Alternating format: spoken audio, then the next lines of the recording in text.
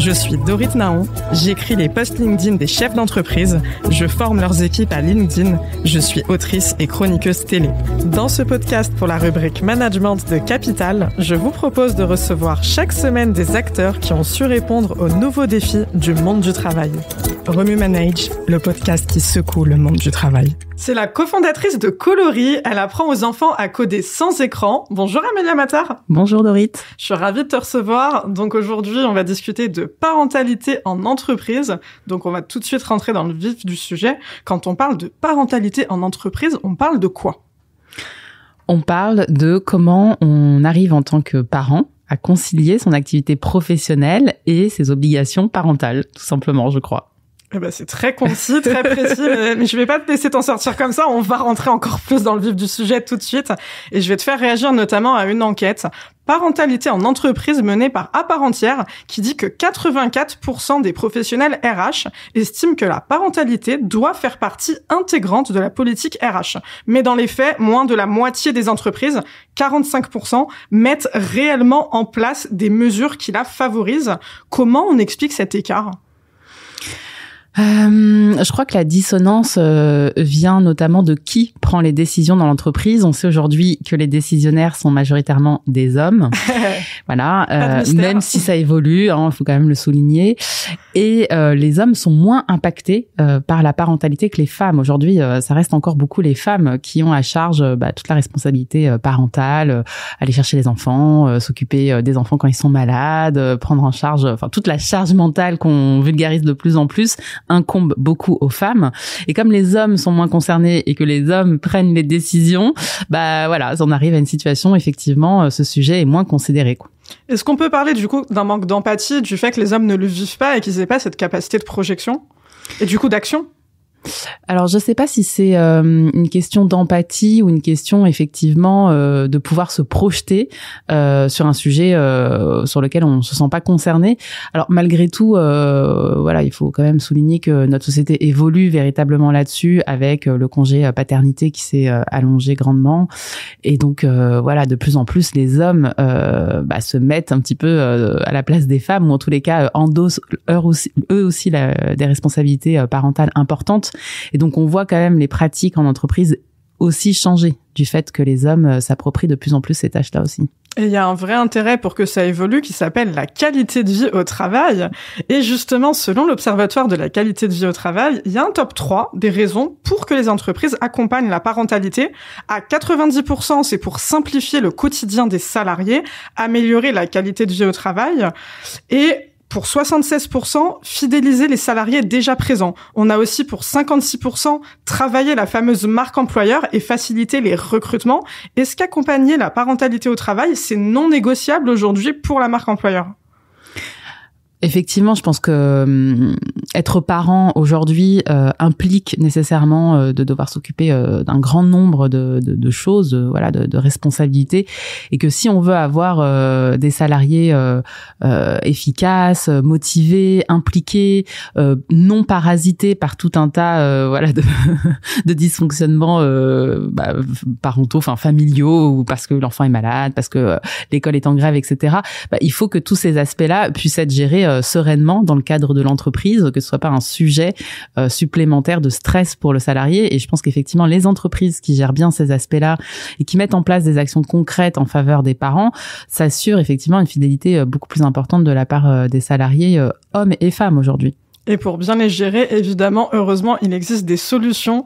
Selon le site lucas.fr, il y a 4 actions que peut faire l'employeur pour accompagner les salariés dans la parentalité. En premier, une mutuelle avantageuse. En deuxième, un aménagement du temps de travail, notamment via le télétravail ou des horaires flexibles pour s'adapter aux contraintes familiales. En troisième, offrir des congés additionnels. Et en quatrième, proposer des solutions de garde. Qu'est-ce que tu penses de cette analyse ? Je trouve que c'est assez complet. Ce qui m'interpelle, c'est à qui profitent ces différents... Le crime. À qui profitent toutes ces mesures? Il faut que ça puisse profiter à la fois aux femmes, bien sûr, mais aussi aux hommes, et qu'on se dise pas que c'est simplement à destination des mamans, parce que dans ce cas-là, on est à nouveau dans une forme de discrimination, et voilà, on risque en tant qu'employeur de se dire, ah oui, c'est une maman, il y a tout un tas d'avantages qui vont avec ce statut particulier, qui du coup viennent empiéter sur son temps de travail et peut-être sur son investissement au travail. Donc, il faut que ça puisse être bien réparti entre les papas et les mamans, de manière à ce qu'il n'y ait aucune discrimination liée à ces mesures. Et comment on peut faire justement pour lutter contre ces inégalités et pas dévier vers une sorte de peut-être discrimination positive ? C'était l'année dernière, je crois, le Monde.fr avait fait une enquête sur les pères qui prennent la décision effectivement de s'investir beaucoup plus dans leur parentalité. Et il s'avère que eux aussi peuvent être discriminés, notamment quand ils prennent des congés paternité assez longs à leur retour au travail. Donc je pense que c'est hyper important que toutes les entreprises soient vigilantes à ne discriminer personne, parce qu'autrement, si effectivement les hommes s'aperçoivent que de telles décisions constituent une entrave à leur développement professionnel, à leur carrière, il y a fort à parier qu'ils ne prendront pas ces décisions et que donc ils laisseront cette charge aux femmes. Donc c'est vraiment à l'entreprise de considérer la parentalité comme une partie de la vie normale. C'est pas un problème, ça fait partie de l'être humain que d'être parent ou pas, mais en tous les cas pour un certain nombre d'entre nous, ça fait partie des contraintes qu'on peut avoir à gérer et l'entreprise ne doit pas voir ça comme quelque chose de discriminant pour quiconque, quoi. Et la parentalité concerne les deux parents, c'est important de le rappeler. Oui. Dans le dernier point que j'ai énoncé, je parlais des solutions de garde, et justement, c'est un véritable parcours du combattant pour 79% des parents, selon une enquête Boîte Rose. La recherche de mode de garde, c'est vraiment une vraie galère. Certaines entreprises créent des crèches privées, d'autres mettent en place des chèques CESU, donc une aide financière pour couvrir une partie du mode de garde. Qu'est-ce qui te paraît le plus adapté et le plus efficace pour accompagner les parents, justement, dans cette espèce d'épreuve? Très probablement que l'entreprise a un rôle à jouer d'information, parce qu'effectivement l'un des enjeux quand on devient parent, c'est d'avoir accès à l'information. Comment je peux faire garder mon enfant, quelles sont les différentes options qui s'offrent à moi, à quel coût, avec quelle aide, et l'entreprise peut très certainement véhiculer, en tous les cas faciliter l'accès à ces informations via des portails, via des conférences mises en place dans l'entreprise, via un accompagnement ad hoc spécifique pour les nouveaux parents. Je pense que très clairement l'entreprise, ça peut être le lieu qui aide le nouveau parent dans ces démarches qui effectivement sont très compliquées. Et d'ailleurs là-dessus il y a aussi un des aspects qu'on oublie souvent, c'est que l'accès au mode de garde est vraiment d'une complexité administrative vraiment importante parfois, ce qui fait que les familles les plus vulnérables économiquement sont moins enclines notamment à faire appel au mode de garde de type crèche, etc., parce que ça requiert une complexité administrative assez importante et parfois elles n'ont pas juste les moyens économiques d'éducation, peut-être qu'elles parlent pas bien français, etc. Et du coup on observe qu'aujourd'hui dans les crèches notamment on a des familles CSP plus favorisées par rapport aux familles plus fragiles économiquement. On va revenir sur la marque employeur dans un secteur que tu connais très bien, donc le secteur de la tech.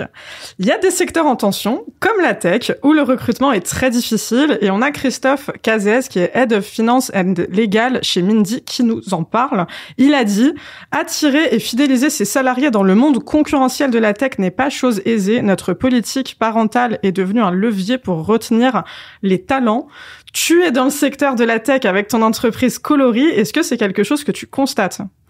Oui, et c'est un sujet très intéressant quand on regarde effectivement le secteur de la tech, parce que aujourd'hui, en France, on manque effectivement cruellement d'ingénieurs et on manque a fortiori d'ingénieureux. Et bon, même si effectivement, moi je prône une égalité entre les hommes et les femmes aussi sur la question de la parentalité, toujours est-il que si ce secteur veut attirer plus de femmes, d'avoir une politique parentale ambitieuse, c'est un bon moyen. Je pense que c'est un bon levier effectivement de permettre aux femmes de s'orienter vers ces carrières et d'y rester aussi, parce qu'on sait que les femmes dans la tech, il y a un enjeu de recrutement. Et il y a un enjeu aussi de rester et continuer sa carrière dans la tech. On observe qu'elles ont tendance aussi à en partir, peut-être aussi pour des questions effectivement d'inadéquation par rapport à leur statut de parents. La marque employeur, notamment pour attirer les femmes dans la tech. Voilà. Un grand sujet. Là, on va revenir vers justement la qualité de vie au travail et notamment l'équilibre vie pro, vie perso, le fameux qui est étroitement lié avec le sujet qu'on aborde aujourd'hui.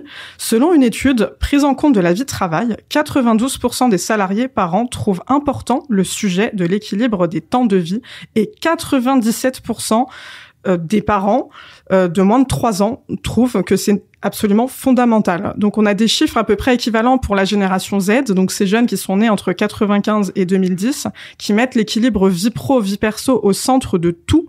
Si on parle de bien-être au travail aujourd'hui, est-ce qu'on doit parler de considération de la parentalité au travail? Parce que sur les chiffres que j'ai donnés, on s'approche quand même quasiment des 100%, ce qui est énorme. Oui, très clairement, quand on devient parent, on vit un espèce de séisme personnel assez bouleversant, et notamment sur l'organisation du quotidien. Et voilà, faire des enfants, ça prend du temps, et donc il faut que l'entreprise permette d'organiser ce temps.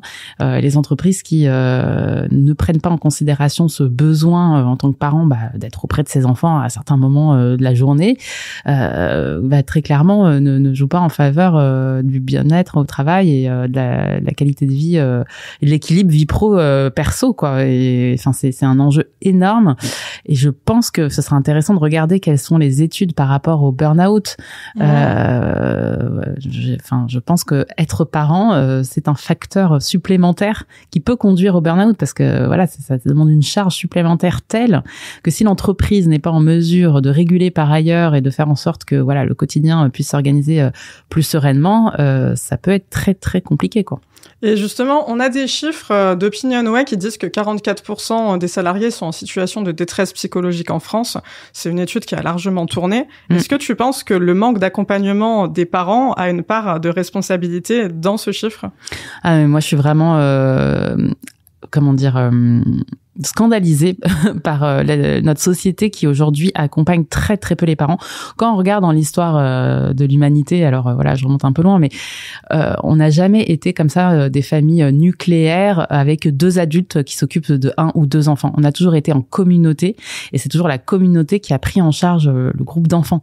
Là aujourd'hui, on se retrouve avec parfois même des familles monoparentales qui doivent gérer des enfants, des carrières et tout le reste de la vie, mais c'est juste ingérable en fait. On a besoin effectivement, pour que la société puisse être j'allais dire sereine, mais que la santé mentale de chacun soit garantie, que les parents notamment soient accompagnés à la fois par l'institution, mais par tout le monde en fait. Moi j'invite vraiment, là encore pas plus tard que ce matin, j'avais une maman que je connais qui va accoucher la semaine prochaine. Je lui ai dit dans le blanc des yeux, si la semaine prochaine t'es dans galère avec ta grande, tu m'appelles. Et j'invite vraiment tout le monde à épauler les parents. Être parent, c'est extrêmement difficile, surtout dans les premiers temps de l'enfant.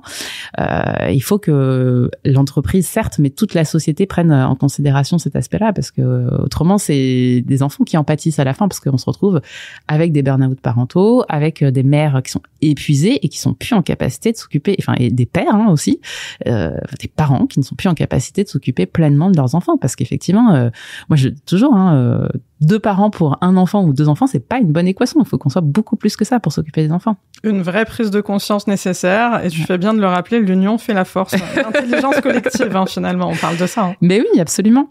Et on a tout intérêt à être davantage dans une démarche de communauté, avec ses voisins, avec les papis, les mamies, les cousins, les cousines, les tatas. Tout le monde doit contribuer et aider les parents, parce que vraiment, c'est difficile. Est-ce qu'on reviendrait pas sur l'empathie ? Qu'on soit concerné ou pas, de juste s'écouter, observer les difficultés des uns et des autres et essayer de s'épauler? Oui, très certainement que effectivement l'idée c'est de refaire société en fait, tout simplement, parce que être parent, mais ça peut être d'autres moments de la vie qui sont difficiles pour les uns et pour les autres, et de pouvoir observer son prochain tout simplement, de voir qu'il est en galère et de pouvoir lui dire écoute, moi je peux t'aider. Oui, je pense que s'agisse de la parentalité ou d'autres choses, c'est fondamental quoi, si on veut recréer une société un peu plus douce. Et on revient encore une fois sur l'humain comme solution de beaucoup de maux et de beaucoup de travers. Et oui. Tout à l'heure, tu parlais d'égalité à juste titre. Et effectivement, on l'a compris, la parentalité, c'est aussi un sujet d'égalité. Et c'est le site Les Petits Chaperons Rouges qui le dit. Ils écrivent, c'est aussi un moyen indéniable d'améliorer l'égalité professionnelle en donnant à chacun les mêmes chances de s'investir au travail, indépendamment de sa situation personnelle et familiale. 84% des femmes estiment que la maternité a un impact négatif sur leur carrière et que la maternité est le premier frein à l'évolution de carrière. Wow. Accompagner la parentalité en entreprise, c'est favoriser l'égalité femmes-hommes. Oui, c'est un chiffre absolument affolant. Ouais. Ouais. Oui, et quid du coup des papas, mais on le sait bien effectivement, la maternité est un frein beaucoup plus pour les femmes que pour les hommes, parce que quand on devient parent, on a moins de temps pour travailler. Alors certains ou certaines disent qu'on est plus efficace, peut-être, je sais pas s'il y a des études là-dessus, mais toujours est-il que on peut pas sortir boire une bière avec les collègues, enfin en tous les cas pas aussi souvent que quand on est sans enfant. Parfois il faut s'absenter parce que le bébé est malade, ou parce que voilà, on n'a plus de mode de garde, parce qu'il y a des galères à droite à gauche. Et bien souvent, et encore beaucoup, ce sont les femmes qui prennent en charge voilà, toutes ces aspérités de la vie parentale, et au détriment de leur carrière. Et c'est vrai que c'est très dommageable, parce que finalement, le nerf de la guerre, de l'égalité femmes-hommes, c'est l'argent. Et donc, quand on a un gros frein dans sa carrière, la conséquence, elle est directement économique. Et donc, on est directement dans une entrave à l'égalité femmes-hommes, quoi, très clairement. Et vis-à-vis, tu parlais du congé paternité, tu vois, toi, des potentiels discriminants, tu penses quoi, justement, du rapport discrimination femmes-hommes vis-à-vis des deux congés? Je trouve que le congé paternité, c'est vraiment la base, enfin la brique numéro 1 à assurer effectivement vers plus d'égalité femmes-hommes, parce qu'on peut pas s'imaginer qu'une femme se retrouve toute seule avec son nourrisson. C'est d'une violence qui est incroyable, et effectivement elle a absolument besoin de son compagnon ou du coparent pour pouvoir subvenir aux besoins du nourrisson dans ses premiers temps. Donc oui, je trouve que c'est vraiment une avancée majeure. Après, je pense qu'on pourrait aller encore plus loin pour l'allonger encore plus, le rendre plus obligatoire, parce qu'il me semble qu'il est obligatoire dans les 7 premiers jours. On pourrait inciter encore plus, mais c'est vrai que c'est déjà un beau progrès. Mais au niveau de l'impact sur la carrière pour le congé paternité? Je pense que ça peut aussi avoir un impact négatif sur la carrière des hommes, mais c'est en ça que je pense que peu importe l'individu, homme ou femme, l'entreprise doit absolument changer de prisme vis-à-vis de la parentalité, considérer que c'est juste quelque chose d'absolument normal et banal, et mettre en place ce qu'il faut pour que tous les salariés, peu importe qui ils sont, puissent se sentir des parents sereins, quoi. Ouais, effectivement, se détacher de est-ce que la femme prend le congé, est-ce que c'est l'homme, qu'est-ce qui est normal, pas normal, juste normaliser le fait d'être parent, tout simplement. Voilà. Des paroles pleines de sens. On va revenir pour l'avant-dernière question déjà. Waouh. C'est passé à une vitesse sur l'équilibre vie pro, vie perso, avec une tendance sur la santé mentale, qui est un sujet extrêmement lié et très très important. On reste toujours sur le site Le Petit Chaperon Rouge, qui a écrit 48% des salariés français déclarent que leur employeur attend d'eux qu'ils soient disponibles en dehors des heures de travail. Un déséquilibre des temps de vie qui impacte d'autant plus les salariés parents dans le cadre de leur vie de famille. Cette idée de disponibilité permanente n'est pas compatible avec un cadre de travail sain et illustre la difficulté pour les salariés parents à concilier vie privée et vie professionnelle. On rentre sur un autre grand sujet RH, celui du droit à la déconnexion, mais aussi de la santé mentale. C'est quoi l'impact sur une famille quand le droit à la déconnexion n'est pas respecté ? Je pense que c'est effroyable, en fait. Alors ce matin, il y a 2 députés qui ont déposé un projet de loi pour interdire les écrans avant 3 ans, notamment pour les personnes qui gardent des enfants. Et une des 2 députées, notamment, précisait que les écrans peuvent être en interférence avec la relation que l'adulte a avec son enfant.